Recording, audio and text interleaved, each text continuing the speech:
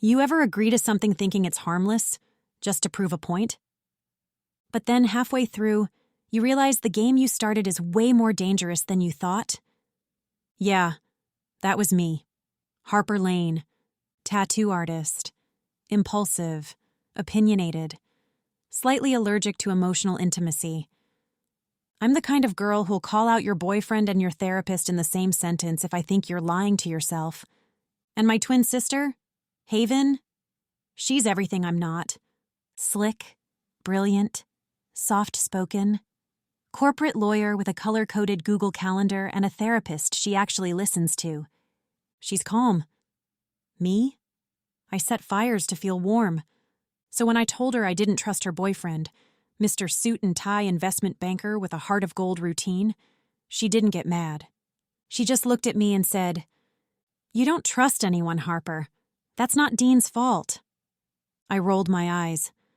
"That's what makes him dangerous, Haven. He's too perfect." She sighed. "You're projecting. You're ignoring."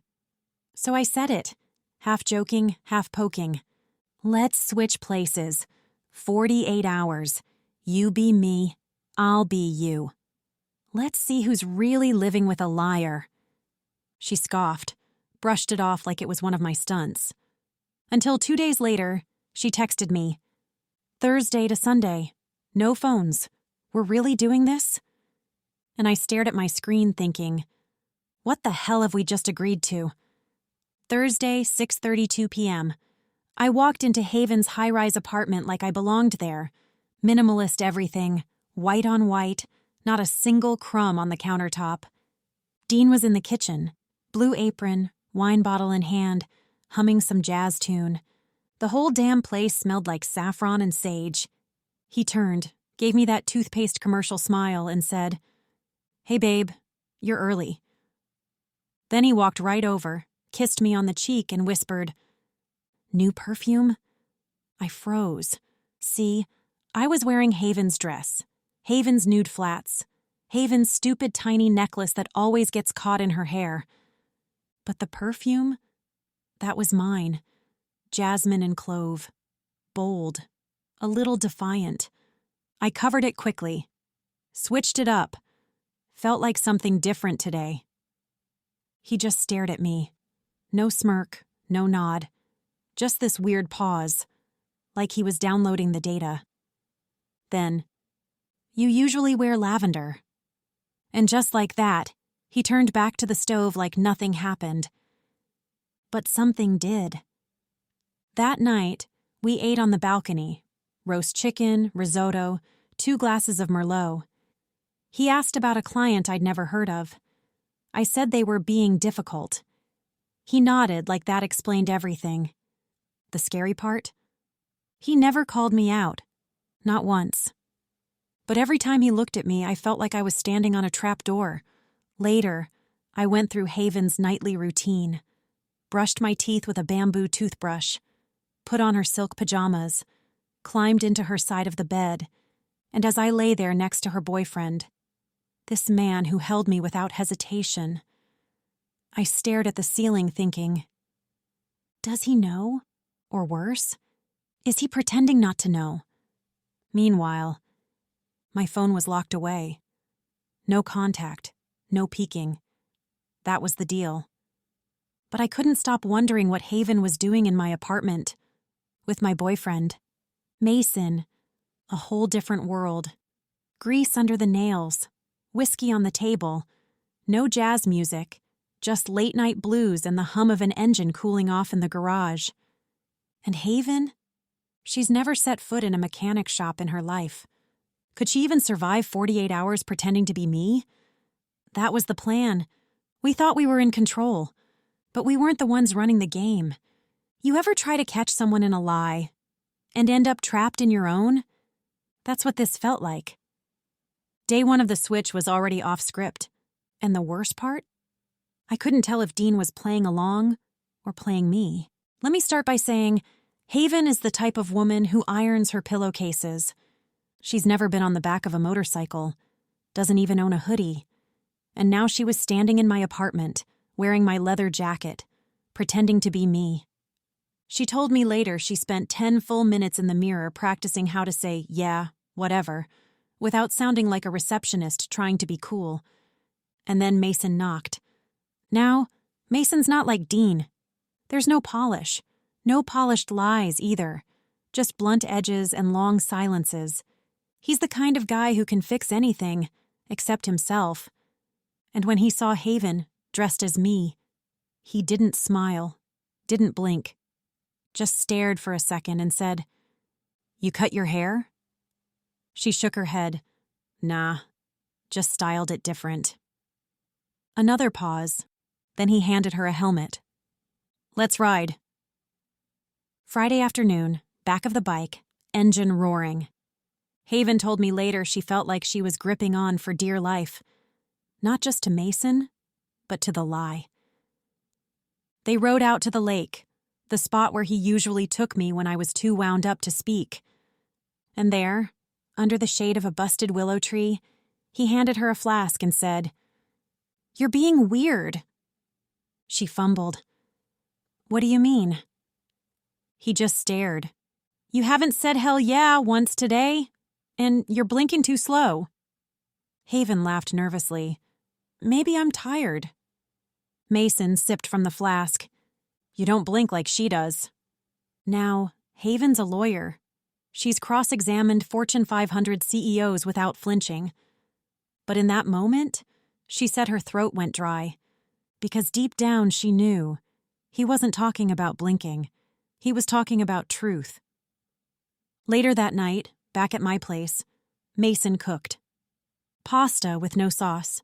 Just butter, garlic, and too much pepper. My favorite. He put the bowl in front of her, looked right in her eyes, and asked, "What did that guy say to you?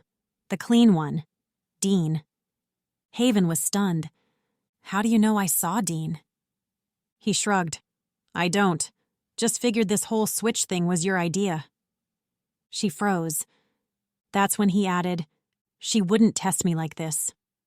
"But you? You're scared. That's why you said yes." Meanwhile, back at Dean's place, I was lying in bed, pretending to be Haven, when I realized something. Dean hadn't kissed me again since that first moment in the kitchen. He hadn't even touched me. Instead, he was watching me, quietly, constantly, like he was waiting for something to crack, like he already knew.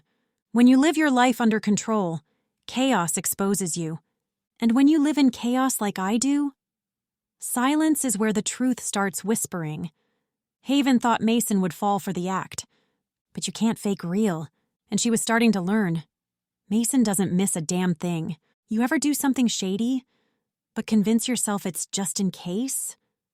Yeah, that was me.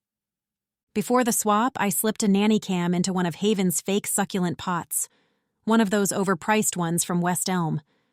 Tucked it right under the moss, not to spy on Dean exactly, just to make sure Haven didn't miss anything. Or maybe to catch him in something. I don't even know anymore. But when I got back to the apartment Saturday morning, the pot was gone. So was the little SD card I'd stashed in her jewelry drawer.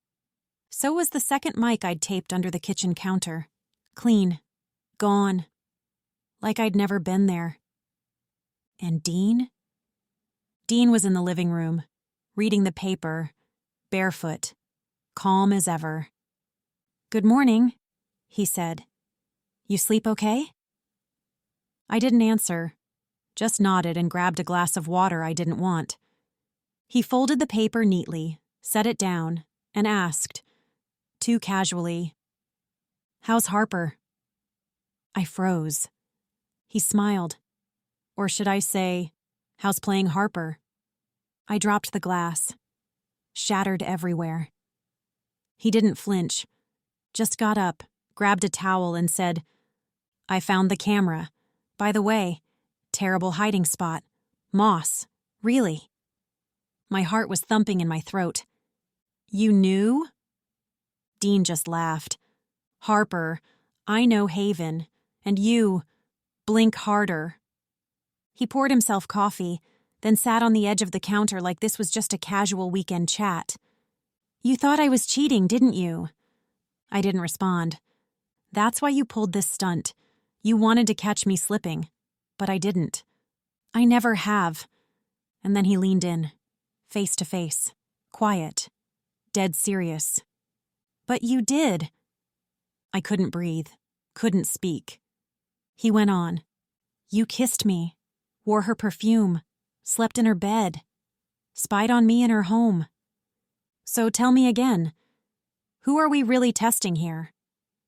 I felt sick, because in that moment, I realized Dean wasn't the one who failed. I was.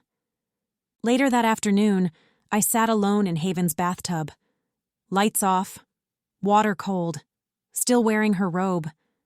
I thought this game would make me feel powerful, but instead it made me feel exposed.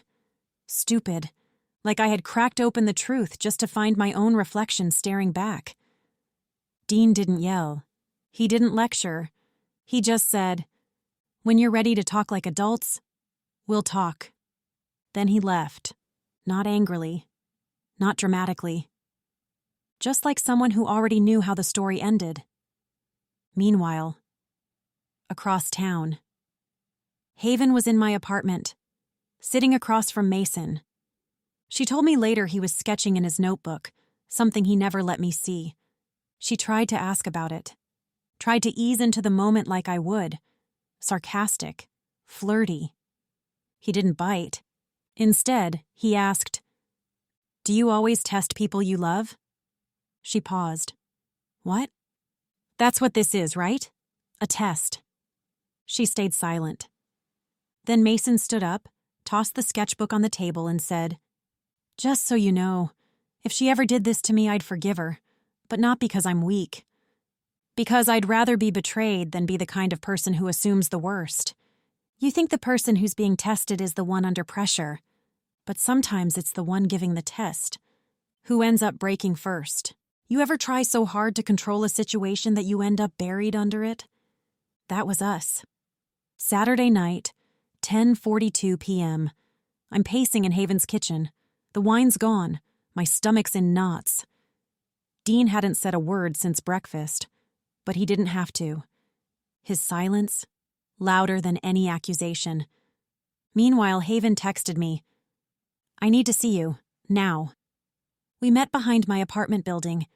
She was wearing one of my oversized hoodies and combat boots like she was starring in some off-Broadway rebellion. I was still dressed in one of her blazers, makeup half-smudged, heart fully cracked. The moment we locked eyes, we both just laughed. That kind of shaky, breathless laugh you only do when you realize everything has officially gone off the rails. "I take it things didn't go well?" she asked.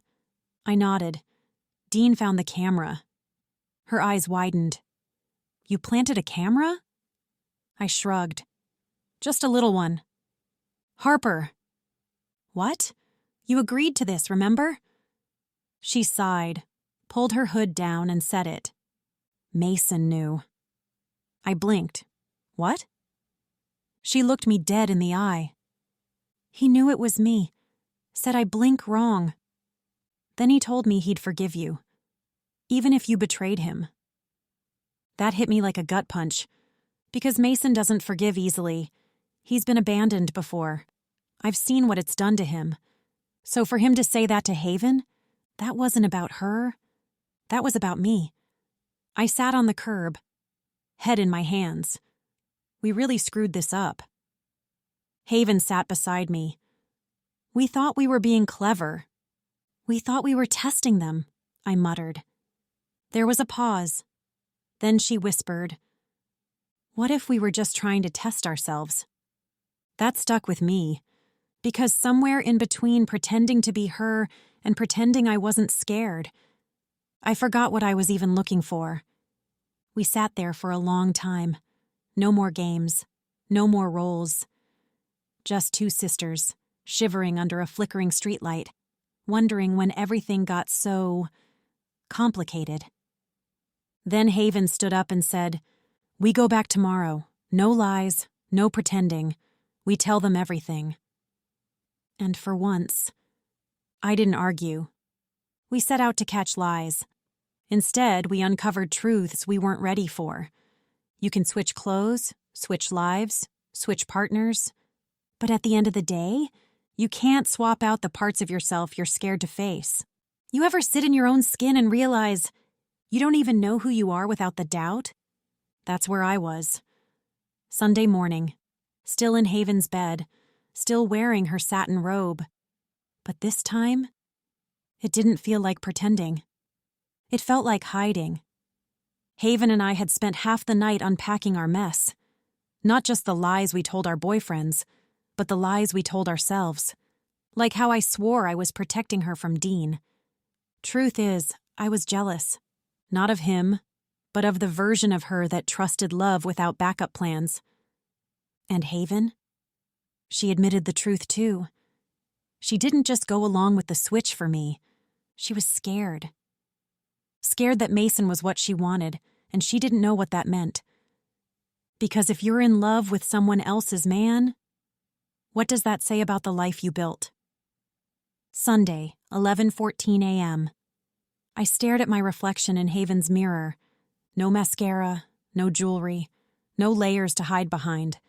And for the first time in a long time, I didn't feel clever. I felt human, small, messy. Then Dean knocked. Not loud, just a soft tap like he wasn't even sure he should be doing it. I opened the door. He had coffee, 2 cups. He held one out. "Did you sleep?" I shook my head, took the coffee anyway. We sat in silence on the edge of the couch. And then, without looking at me, he said, "You weren't the only one with doubts, you know." That threw me. What? He sipped his drink. Calm. Controlled. But his voice cracked just slightly when he said, "Haven's been distant lately. Quiet. Distracted. When I saw you pretending to be her, I wanted to believe it was her just loosening up." He finally looked at me, and it wasn't anger in his eyes. It was hurt. But I knew, and the worst part, I was relieved. Because I thought, maybe I'm not crazy. That hit me hard, because for the first time, I saw Dean not as a suspect, but as a person. A person trying to hold something together while wondering if it was already broken. Meanwhile, back at my place, Mason was working on his bike when Haven approached him. She told me she just stood there for a while, watching his hands, the way they moved. Careful. Focused. She finally spoke. "I'm sorry." He kept working, said nothing. So she tried again. "You knew. You knew from the beginning." He nodded. "I didn't want to hurt her," Haven said. Still no response. "I didn't come here to seduce you," she whispered. "I came here because I wanted to know if the way you looked at her was real." Then he stood up, face to face with her, and said, "I only look at one person like that." And he walked away. You can fake a lot of things. You can fake love, fake loyalty, fake identities, but you can't fake intention, and you can't fake regret. This wasn't about catching them in a lie. It was about finally telling the truth to ourselves. Sunday night, 7:26 p.m., dinner was quiet, too quiet. Dean cooked. Again. Roasted salmon, lemon asparagus, those tiny potatoes that take forever but look fancy on a white plate. Mason showed up 5 minutes late. Not a word. I wore Haven's red lipstick. Not because it matched anything. Not because I wanted to impress. But because I didn't know who I was without a costume anymore. We all sat around Haven's table. Me, Haven, Mason, Dean. 4 people, 4 sets of eyes. 100 silent thoughts crashing into each other like waves during a storm surge. No one said anything. Not at first. Just silverware against plates. The sound of someone clearing their throat. The tension so thick it tasted like metal. Then Dean looked right at me and said, "You only wear red lipstick when you lie." I dropped my fork. Mason leaned back, arms crossed. Haven's hand trembled under the table. I know because I felt it brush against mine. Dean turned to her next. And you? Blink faster when you're scared. Still no one spoke. So he just kept going. We knew. From day one. We knew. I couldn't breathe. I thought the lie would give me control. Instead, it stole every ounce of power I had left. Dean stood up, paced slowly behind his chair, and added, "You thought you were testing us, but we were letting you, because we needed to know something too." Mason finally spoke, quiet, sharp. "We needed to know if you'd ever just ask." The truth landed like glass breaking in reverse, slow motion, but still impossible to fix. Haven choked back a sob. "Why didn't you stop us?" Dean shrugged. "Because sometimes, the only way to show someone how much they're hurting you is to let them watch themselves do it." And then Mason said something I'll never forget. He looked at me, eyes steady, jaw clenched, and said, "I didn't say anything because I wanted to see if you'd come back to me, as you, not her. But you didn't. You came back hiding." I wanted to scream. Apologize. Say something poetic or meaningful. But all I could do was whisper. I didn't know how. Dean nodded. "Exactly." Then he walked out. Mason followed. No drama, no slammed doors, just silence, which somehow hurt worse than yelling ever could. You think the loud moments are what destroy a relationship. But it's the quiet ones, the ones that echo long after they've left the room, that change everything. We didn't lose them because we lied. We lost them because we forgot how to be honest. With them and with ourselves. You ever wake up and realize the mess you made is quieter than you expected? But somehow it hurts more. That was Monday morning. No texts, no calls, no footsteps in the hallway. Just me. Sitting on Haven's bathroom floor, last night's mascara smudged across my cheek like war paint. And all I could think was, who was I even testing? Dean didn't cheat. Mason didn't lie. They just waited. Waited for us to tell the truth. Waited for us to come home as ourselves. And we didn't. We walked into their lives wearing each other's skin like costumes, thinking we were clever, thinking we were in control. But really, we were scared. Scared to be loved for who we are. Scared we didn't deserve it. I packed up Haven's things, neatly, folded every piece of clothing like she would. I left the red lipstick on her dresser. Then I went back to my own place. My apartment felt smaller somehow. Mason's helmet still hung by the door. His sketchbook still sat on the coffee table, closed. I almost didn't open it, but I did. Inside, a single drawing. Me, not Haven, not a version of me dressed up for war. Just me. Hair messy, shoulders slouched, eyes tired. And under it, he'd written, "Next time, just be her." That's when I broke. Not from guilt, but from the realization that I'd spent so much of my life preparing for betrayal, that I didn't know what to do when someone chose to stay. Haven said Dean hasn't responded to her messages yet, but she's not chasing him. Not this time. She's taking space, going to therapy, finally asking herself why she needed to be someone else to feel wanted. And me? I'm back at the shop, drawing again, not pretending, not performing, just processing. We thought we were writing a story about two sisters testing love. But really, it was about two women learning that love doesn't have to be earned through suspicion. It just has to be met with truth. Because the real betrayal isn't cheating. It's building a life on fear instead of trust. Ever been so afraid of being hurt that you pushed away the people who never meant to leave? Drop your thoughts below. This one hit deep. And if it hit you too, maybe share it with someone who needs to hear it. Until next time, stay honest and stay human.